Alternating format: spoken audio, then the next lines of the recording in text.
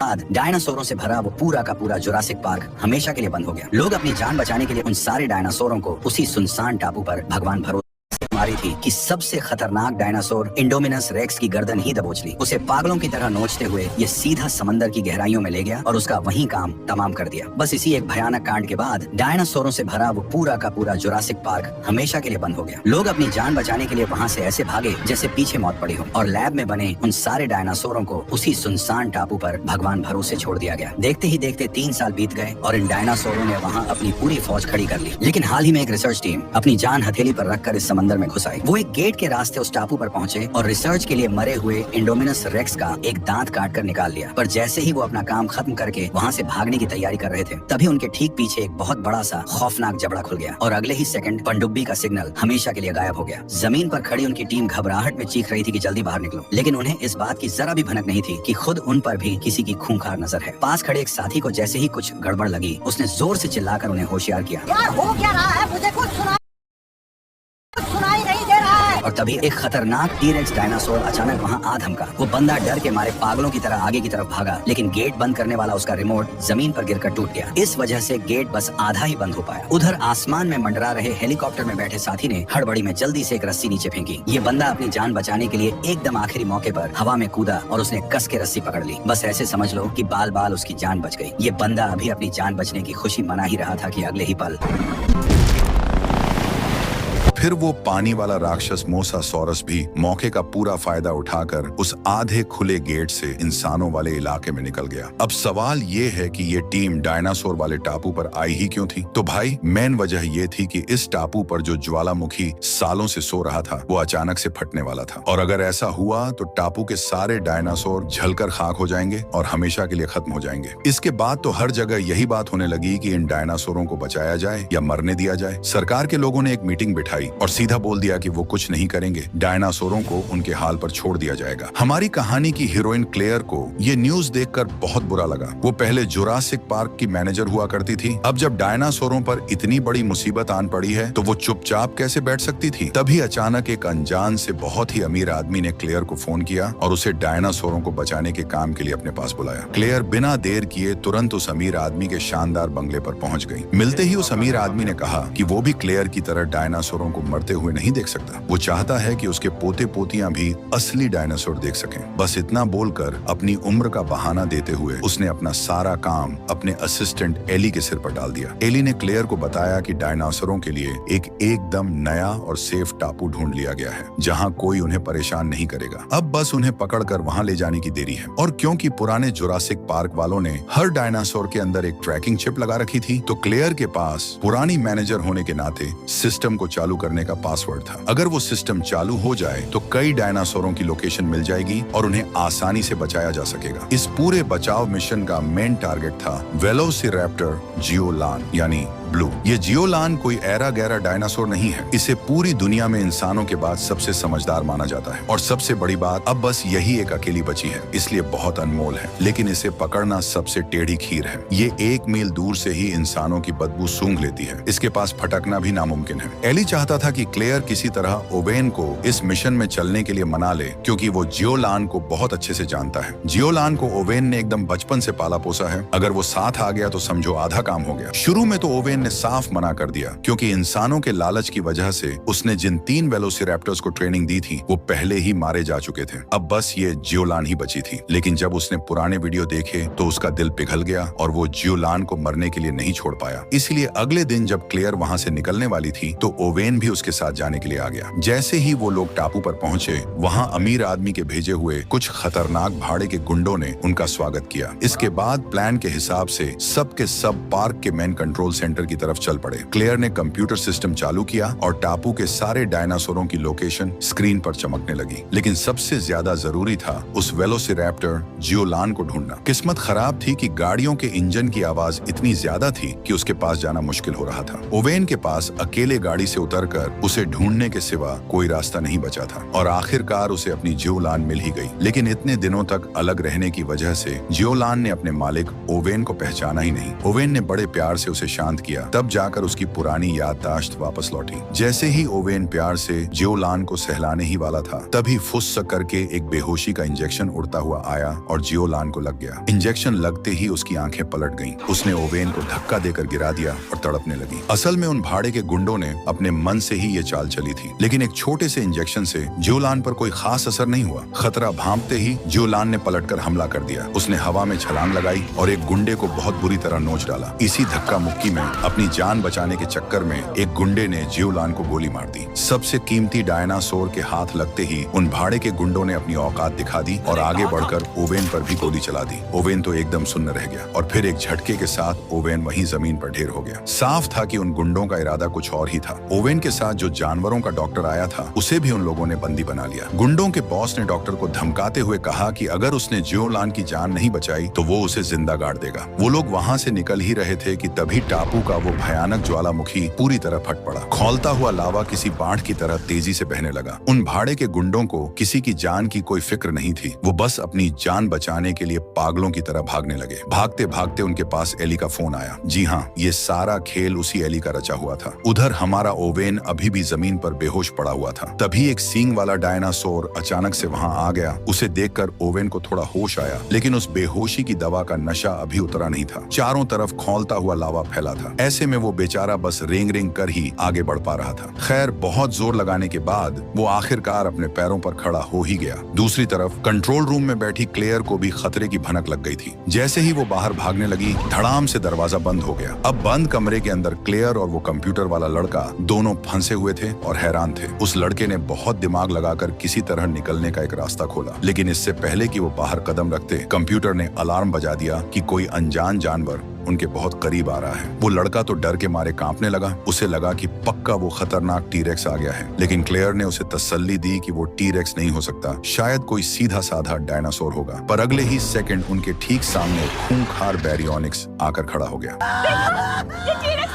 भाई साहब, इस बैरियोनिक्स के पंजे इतने बड़े और दांत इतने नुकीले थे कि अगर ये हमला कर देता तो किसी टी-रेक्स से कम तबाही नहीं मचाता। दोनों की तो डर के मारे सिट्टी पिट्टी गुम हो गई। किस्मत अच्छी थी कि बीच में बहते हुए लावे ने उस डायनासोर को कुछ देर के लिए रोक लिया। तभी क्लेयर की नजर पास ही एक सीढ़ी पर पड़ी और उसने उस लड़के को जल्दी से ऊपर चढ़ने को कहा। उस लड़के के चेहरे पर अभी जान में जान आई ही थी कि अगले ही पल पता चला कि भाई वो तो एक लटकने वाली रस्सी की सीढ़ी थी। नीचे उस बैरियोनिक्स डायनासोर ने अपना खूंखार मुंह खोल दिया। वो लड़का उसकी भयंकर बदबू से बिना बेहोश हुए फटाफट ऊपर चढ़ने लगा। वो डायनासोर उसे बस चबाने ही वाला था। लड़का अपनी जान बचाने के लिए एकदम ऊपर चढ़ गया, पर उस डायनासोर ने अपना मुंह ऊपर पाइप में घुसा दिया। शुक्र है कि एकदम आखिरी टाइम पर क्लेयर ने गटर का ढक्कन खोल लिया और दोनों बाहर निकल भागे, लेकिन वो डायनासोर भी उनके पीछे पीछे आ गया। दोनों ने पूरी ताकत लगाकर उस ढक्कन को वापस दबाया और उस डायनासोर को उसी के अंदर लॉक कर दिया। लेकिन बाहर का नजारा तो और भी डरावना था। वो ज्वालामुखी एकदम भयंकर तरीके से फट रहा था। आग और लावे के बड़े बड़े पत्थर आसमान से पागलों की तरह बरस रहे थे। इतने में ओवेन भी भागता हुआ वहां पहुंच गया। उसने दौड़ते हुए दोनों से कहा कि भाई जल्दी भागो, क्योंकि पीछे लावे से भी ज्यादा खतरनाक मौत आ रही है। इस तबाही को देखकर सारे के सारे डायनासोर भी अपनी जान बचाने के लिए पागलों की तरह इधर उधर भाग रहे थे। किस्मत से पास ही एक पुरानी सी टूरिस्ट वाली गाड़ी खड़ी थी। तीनों के तीनों जल्दी से उसके अंदर घुस गए। ओवेन अभी ठीक से अंदर बैठ भी नहीं पाया था कि एक बहुत ही तेज दौड़ने वाले कार्नोटोरस डायनासोर की नजर उस पर पड़ गई। तीनों को लगा कि आज तो इनका काम तमाम है। अचानक उस कार्नोटोरस ने एक जोरदार दहाड़ मारी, क्योंकि पीछे से एक सींग वाला डायनासोर वहां आ धमका था। कार्नोटोरस ने उसे काटा और जोर से धक्का दिया। सींग वाला डायनासोर थोड़ा पीछे हटा, अपनी पोजीशन ली और एक ऐसा जोरदार टक्कर मारा कि कार्नोटोरस धड़ाम से नीचे गिर पड़ा। लेकिन कार्नोटोरस भी कहां हार मानने वाला था। इन दोनों बड़े डायनासोरों की इस भयंकर लड़ाई का असर उस छोटी सी गाड़ी पर भी पड़ा। ओवेन ने घबराकर जल्दी से गाड़ी के अंदर छिपना चाहा, पर गाड़ी का दरवाजा अपने आप ही लॉक हो गया। अब सबसे बड़ी आफत ये आन पड़ी कि उस सींग वाले डायनासोर से पंगा लेने के बाद कार्नोटोरस ने वापस मुड़कर फिर से ओवेन को घूरना शुरू कर दिया। दिया। जब ओवेन की जान एकदम हलक में अटकी हुई थी, ठीक उसी वक्त एक पुराना टी-रेक्स वहां से गुजरा और उसने झपट्टा मारकर उस कार्नोटोरस को सीधे जमीन में दबा दिया। पीछे ज्वालामुखी बहुत भयंकर तरीके से फट रहा था। उस पुराने टी-रेक्स को भी खतरे का अंदाजा हो गया और वो इंसानों को छोड़कर अपनी जान बचाने भाग निकला। सारे के सारे डायनासोर पागलों की तरह दौड़ लगा रहे थे। बस एक एलोसोरस नाम का डायनासोर था जो उस टूरिस्ट गाड़ी के पास आने की कोशिश कर रहा था। तभी किस्मत से लावे का एक बड़ा सा जलता हुआ पत्थर आसमान से गिरा और उस डायनासोर को ढेर कर दिया। लेकिन अब मुसीबत ये थी कि आगे 100 मीटर गहरी खाई थी और पीछे से खौलता हुआ लावा तेजी से आ रहा था। तीनों एकदम आगे कुआं और पीछे खाई वाली हालत में फंस गए थे। पत्थरों के टकराने से गाड़ी के अंदर तेजी से पानी भरने लगा। दोनों के दोनों बस डूबने ही वाले थे कि तभी ओवेन एकदम सही टाइम पर वहां पहुंच गया। उसने बाहर से गाड़ी का दरवाजा खोला और वे किसी तरह तैरकर बाहर आ गए। तब तक पीछे वो गहरी खाई आग उगलते लावे के झरने में बदल चुकी थी। जब उन्हें लगने लगा कि अब तो बचने की कोई उम्मीद नहीं बची, तभी उन्हें एक हेलीकॉप्टर दिखाई दिया जो एक डायनासोर को हवा में ले जा रहा था। तीनों चुपचाप उसका पीछा करते हुए एक ऐसी जगह पहुंचे जहां अभी तक लावा नहीं पहुंचा था। वहां उन्होंने देखा कि वो भाड़े के गुंडे डायनासोरों को एक बड़े से पानी के जहाज पर लोड कर रहे हैं। इस गुंडों के बॉस को डायनासोर के दांत जमा करने का बड़ा अजीब सा शौक था। जब एक स्टेगोसोरस को वहां लाया गया तो उस बॉस ने तुरंत उसे रुकवाया। पहले तो उसने प्यार से उसके सिर पर हाथ फेरा और अगले ही पल अपनी जेब से एक औजार निकालकर झटके से उसका एक दांत उखाड़ लिया। बेचारा डायनासोर दर्द से जोर जोर से कराहने लगा। इसी बीच ज्वालामुखी का फटना और भी भयंकर हो गया था और वो जहाज भी वहां से निकलने ही वाला था। अपनी जान बचाने के लिए वो तीनों पागलों की तरह जहाज की तरफ दौड़ पड़े। गनीमत ये रही कि एक गाड़ी उसी वक्त जहाज पर चढ़ रही थी और वे एकदम आखिरी सेकंड में उसमें छिपकर जहाज पर पहुंच गए। उस समय जहाज पर किसी का भी ध्यान उन तीनों पर नहीं गया क्योंकि सबका मुंह खुले का खुला रह गया था और वे किनारे का वो खौफनाक नजारा देख रहे थे। वहां किनारे पर एक बहुत बड़ा लंबी गर्दन वाला ब्रैचियोसोरस एकदम बेबस खड़ा था और उसके ठीक पीछे से खौलता हुआ लावा उसकी तरफ बढ़ रहा था। वो बेचारा रो रो कर दर्द भरी आवाजें निकाल रहा था, जैसे इंसानों से मिन्नतें कर रहा हो कि उसे भी साथ ले जाएं। लेकिन भाई, इस जहाज पर बैठे लोगों का काम डायनासोरों की जान बचाना थोड़ी था। वो तो बस उस बेचारे डायनासोर को लावे में जलकर मरते हुए देख सकते थे। दूसरी तरफ एली का वो काला सच अब छिपने वाला नहीं था। उसने अमीर आदमी को बिना बताए छुप छुप कर एक बहुत बड़े नीलामी करने वाले आदमी को बुलाया था और उनके बीच पैसों की डील भी पक्की हो चुकी थी। इस आदमी की बहुत ऊपर तक पहुंच थी और वो दुनिया भर के बड़े बड़े अमीर लोगों को बुला सकता था। एली ने ही उन गुंडों को टापू पर भेजा था ताकि वे अमीर आदमी के पीठ पीछे डायनासोरों को पकड़ कर लाएं और उन्हें बेचकर करोड़ों कमाएं। क्लेयर और उसके दोस्तों का भी एली ने सिर्फ मोहरे की तरह इस्तेमाल किया था और उसका उन्हें जिंदा वापस आने देने का तो कोई प्लान ही नहीं था। शुरुआत में जो टीम उस टापू पर गई थी ना, वो भी इसी एली की रची हुई चाल थी। उन्होंने मरे हुए इंडोमिनस रेक्स का डीएनए निकाला और लैब में एक नया और भी ज्यादा खतरनाक डायनासोर बना डाला जिसका नाम उन्होंने रखा इंडोरैप्टर। उनका प्लान था कि इसे एक हथियार की तरह बनाकर जंग के मैदान में बेचेंगे और खूब सारा पैसा छापेंगे। उधर पानी के जहाज पर ओवेन ने बहुत ढूंढने के बाद आखिरकार जियोलान और उस जानवरों के डॉक्टर को खोज ही निकाला। लेकिन जियोलान को जो गोली लगी थी उसका खून रुकने का नाम ही नहीं ले रहा था। उसके पैर से गोली निकालने वाले ऑपरेशन के लिए ये बहुत जरूरी था कि उसे उसी के जैसी प्रजाति वाले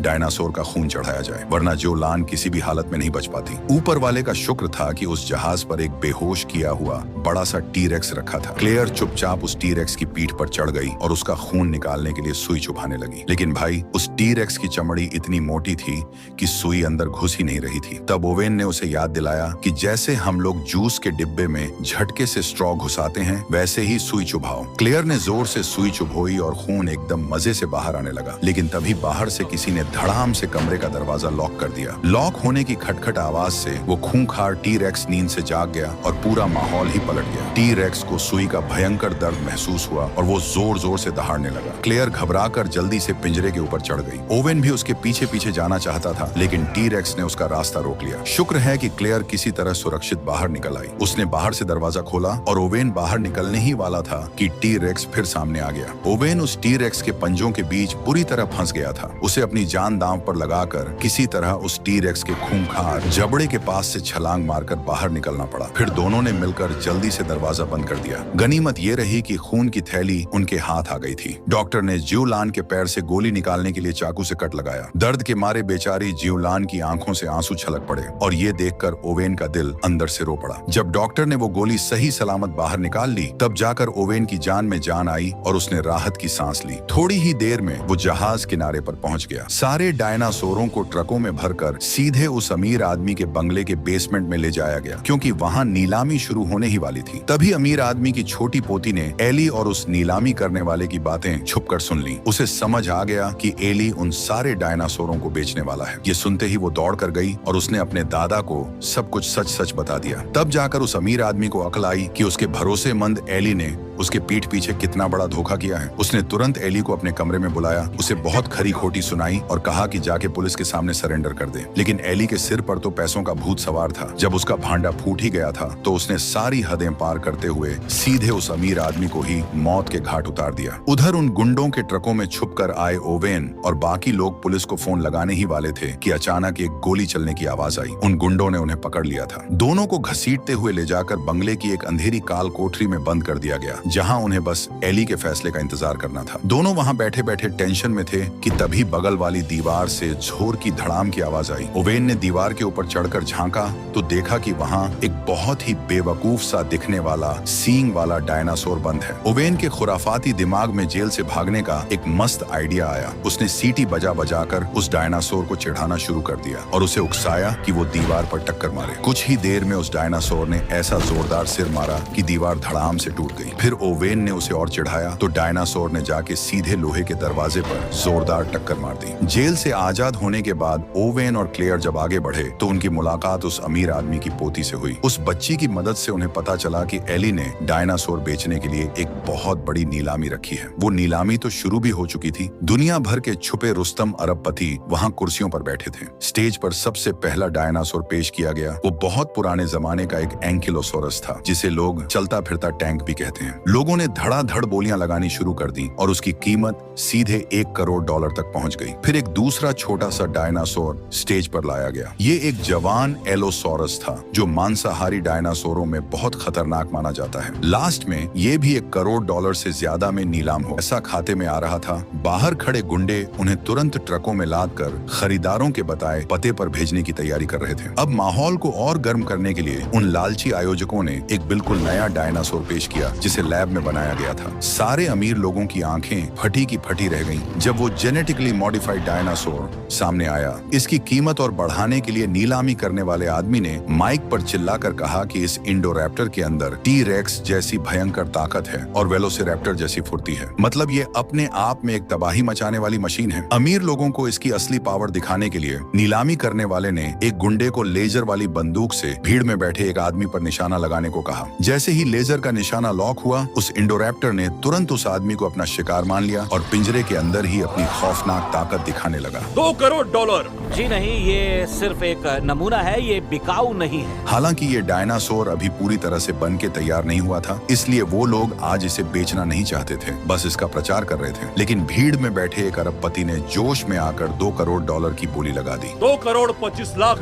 लैब के साइंटिस्टों ने एली को रोकने की बहुत कोशिश की, लेकिन पैसों के भूखे एली ने इसे भी बेचने का फैसला कर लिया। आखिर में ये खूंखार डायनासोर $2.5 करोड़ में नीलाम हो गया। ओवेन को अच्छे से पता था कि अगर ये दरिंदा युद्ध के मैदान में पहुंच गया तो तबाही मच जाएगी, इसलिए उसने ये पूरी नीलामी रोकने के लिए बिल्डिंग की लाइट काटने का प्लान बनाया। अचानक वो बेवकूफ सींग वाला डायनासोर वहां फिर से अटपका। ओवेन के दिमाग की बत्ती जली। उसने उस डायनासोर को लालच देकर लिफ्ट के अंदर घुसा दिया और उसे सीधा नीलामी वाले हॉल में भेज दिया। वो छोटा डायनासोर खुशी खुशी हॉल में पहुंचा और सीधा लोगों के ऊपर छलांग लगा दी। देखते ही देखते पूरे हॉल में भगदड़ मच गई और कुर्सियां उड़ने लगी। एली ने जब देखा कि मामला बिगड़ रहा है तो उसने इंडोरैप्टर को वहां से सुरक्षित निकालने का सोचा, लेकिन ओवेन ने बड़ी फुर्ती दिखाते हुए मशीनों के तार खींचकर तोड़ दिए, जिससे इंडोरैप्टर का वो भारी पिंजरा वहीं जाम हो गया। इसके बाद क्लेयर और ओवेन वहां से पतली गली से निकल ली, जबकि सारे के सारे अरबपति अपनी जान बचाने के लिए पागलों की तरह बिल्डिंग से बाहर भाग रहे थे। वो सींग वाला डायनासोर भी पास के जंगलों में भाग गया। बाहर खड़े गुंडों के बॉस ने जब ये सब तमाशा तमाशा देखा तो वो अंदर हॉल में चेक करने गया कि आखिर हुआ क्या है। उसने देखा कि वो खूंखार इंडोरैप्टर पिंजरे में फंसा हुआ है। इस अजीब से डायनासोर को देखकर उस बॉस के अंदर का दांत उखाड़ने वाला कीड़ा फिर से कुलबुलाने लगा। उसने अपनी बंदूक निकाली और उस इंडोरैप्टर को बेहोश करने वाला इंजेक्शन मार दिया। जब डायनासोर बेहोश होकर गिर पड़ा तो उसने आराम से पिंजरे का ताला खोला, अपनी जेब से प्लास निकाला और दांत तोड़ने के लिए उसके मुंह के पास चला गया। उस बेवकूफ को बिल्कुल भी अंदाजा नहीं था कि वो इंडोरैप्टर बेहोश हुआ ही नहीं था। वो तो बस आंखें बंद करके छुप छुप कर मुस्कुरा रहा था। गुंडे के बॉस को लगा कि शायद उसकी आंखों को कोई धोखा हुआ है। वो फिर से दांत तोड़ने के काम में लग गया। तभी उस इंडोरैप्टर की पूंछ धीरे से ऊपर उठी और हिली और अगले ही पल उसने अपने उस खौफनाक बड़े मुंह से उस बॉस का हाथ जोर से दबोच लिया और उसे हवा में किसी खिलौने की तरह उठा लिया। भाई, ये इंडोरैप्टर कई खतरनाक डायनासोरों के जीन्स मिलाकर सिर्फ इसलिए किया था ताकि ये उस बेवकूफ बॉस से पिंजरे का गेट खुलवा सके और बाहर निकल सके। वो गुंडों का बॉस गिड़गिड़ाते हुए बोला, भाई मैं तुम्हें लाइक करता हूँ, क्या तुम मुझे छोड़ नहीं सकते? ये सब खौफनाक नजारा देखकर वो नीलामी करने वाला आदमी तो डर के मारे पैंट गीली करते हुए भाग खड़ा हुआ और जाकर लिफ्ट में छुप गया।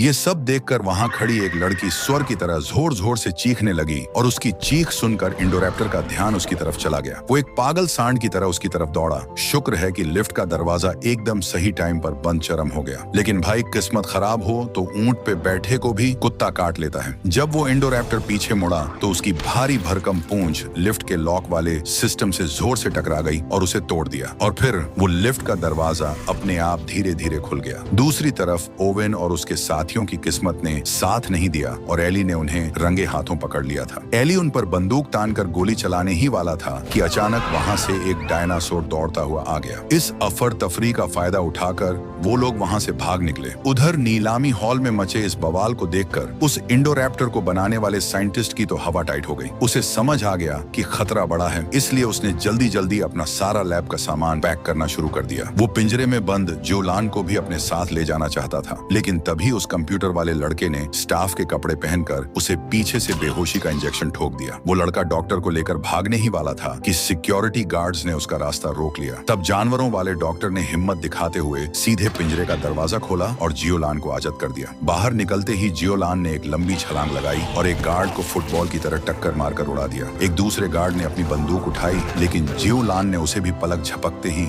हवा में उड़ा दिया। लेकिन इस लड़ाई के बीच एक गोली जाकर लैब में रखे गैस के सिलेंडर पर लग गई, जिसमें आग पकड़ने वाली गैस भरी थी। शुक्र है कि जियोलान बहुत फुर्तीली थी और ब्लास्ट होने से ठीक पहले ही वो वहां से बाहर भाग निकली। इस भयंकर ब्लास्ट की वजह से लैब का सारा सिस्टम जलकर राख हो गया और वहां से जहरीली गैस बाहर की तरफ फैलने लगी। इस बीच हमारा ओवेन और क्लेयर अभी भी उस खूंखार इंडोरैप्टर से अपनी जान बचाकर भाग रहे थे। गनीमत थी कि वहां कमरे में रोशनी बहुत कम थी, जिसकी वजह से वो इंडोरैप्टर उन्हें तुरंत नहीं देख पाया। वे दोनों लुका छिपी का खेल खेलते हुए किसी तरह उस इंडोरैप्टर से बचते बचाते छिप रहे थे। लेकिन उस इंडोरैप्टर की नाक बहुत तेज थी और वो एक एक कदम बहुत ही ध्यान से आगे बढ़ा रहा था। इस रोंगटे खड़े कर देने वाले माहौल में अचानक ओवेन का वॉकी टॉकी जोर से बज उठा। भाई साहब, ये आवाज तो साक्षात मौत के बुलावे जैसी थी। मामला हाथ से निकलता देख वे दोनों पागलों की तरह भागने लगे और भागते भागते एक छोटे से कोने में जा घुसे। जगह छोटी होने का एक फायदा ये हुआ कि वो भारी भरकम डायनासोर उसके अंदर नहीं घुस सकता था। उस छोटी बच्ची ने बड़ी फुर्ती दिखाई और दौड़कर अपने कमरे के एक सीक्रेट रास्ते में घुस गई। ऊपर वाले का शुक्र था कि एकदम ऐन मौके पर दरवाजा बंद हो गया और वो खूंखार इंडोरैप्टर बाहर ही रह गया। फिर वो बच्ची उस सीक्रेट रास्ते से रेंगती हुई अपने कमरे में पहुंची और डर के मारे सीधे अपने बिस्तर के कंबल में छिप गई। लेकिन इस डायनासोर का दिमाग कोई कम थोड़ी था। जब उसे सीक्रेट रास्ता बंद मिला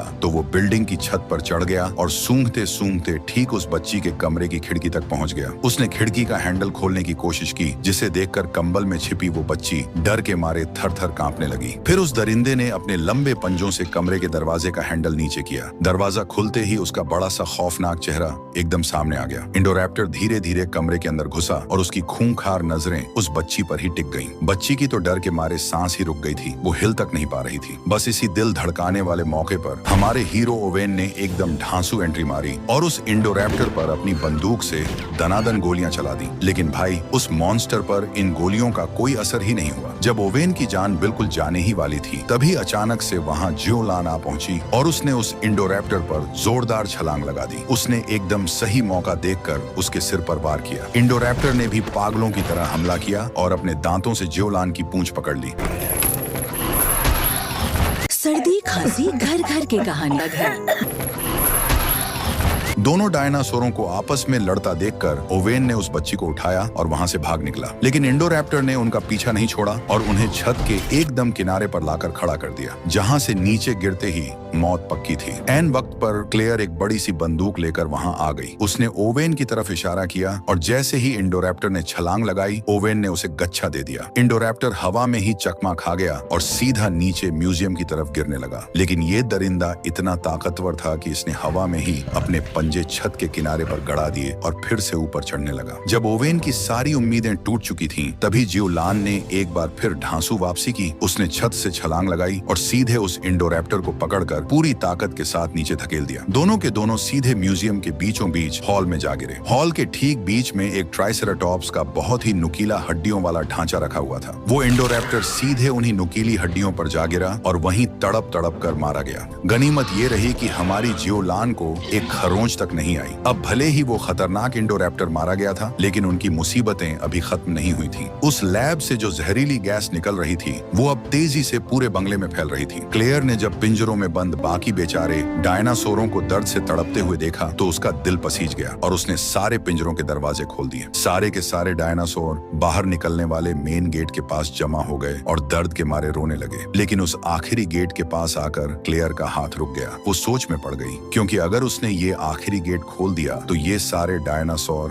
बाहर इंसानों की दुनिया में फैल जाएंगे, जिससे इंसानों की दुनिया में तबाही मच जाएगी। यही सोचकर क्लेयर ने वो गेट नहीं खोला। वो बेचारी बहुत दुखी होकर रो रही थी कि तभी अचानक से वो बड़ा सा गेट अपने आप खुल गया। पता चला कि पीछे से उस छोटी बच्ची ने वो गेट खोलने वाला बटन दबा दिया था। नहीं करना चाहती थी, क्योंकि उन्हें भी जीने का हक है। गेट खुलते ही सारे के सारे डायनासोर एक साथ बाहर की तरफ भाग निकले। इधर हमारा वो लालची एली अभी भी उस इंडोमिनस रेक्स की हड्डी लेकर वहां से खिसकने के चक्कर में था, ताकि वो फ्यूचर में और भी खतरनाक डायनासोर बनाकर बेच सके। लेकिन अगले ही पल एक डायनासोर ने पीछे से आकर उसे अपने जबड़े में दबोच लिया। इससे पहले कि वो एली को पूरा गटक जाता, एक दूसरा डायनासोर वहां टपक पड़ा और उसने एली का बचा कुचा हिस्सा छीनकर खाना शुरू कर दिया। इस बीच जब ओवेन और बाकी के लोग उस बड़े से महल से बाहर निकले, तो उन्होंने देखा कि जियोलान गेट के पास खड़ी है। ओवेन ने प्यार से अपना हाथ आगे बढ़ाया। वो एक बार फिर से जियोलान का भरोसा जीतना चाहता था। माना कि इंसानों ने जियोलान को एक बार नहीं बल्कि कई बार धोखा दिया था, लेकिन फिर भी उसने ओवेन पर भरोसा करने का फैसला किया और उसे प्यार से छुआ। लेकिन भाई, उसे इन सब चीजों से ज्यादा अपनी आजादी प्यारी थी, इसलिए वो मुड़ी और हमेशा के लिए वहां से चली गई। कहानी के बिल्कुल आखिर में एक बहुत बड़ा सस्पेंस छोड़ दिया गया है। कैमरे का फोकस एक एयरपोर्ट पर जाता है, जहां कार्गो वाले हवाई जहाजों में अभी भी कई सारे डायनासोर कैद करके रखे हुए हैं और सूटकेस के अंदर डायनासोरों के बहुत सारे डीएनए भी रखे हैं। इसका सीधा सा मतलब ये है कि आने वाले वक्त में हमें और भी खतरनाक और लैब में बने हुए डायनासोर देखने को मिलेंगे। वो डायनासोर अब पूरी तरह से हम इंसानों की दुनिया में घुस चुके हैं। एक टी-रेक्स तो चिड़ियाघर में घुसकर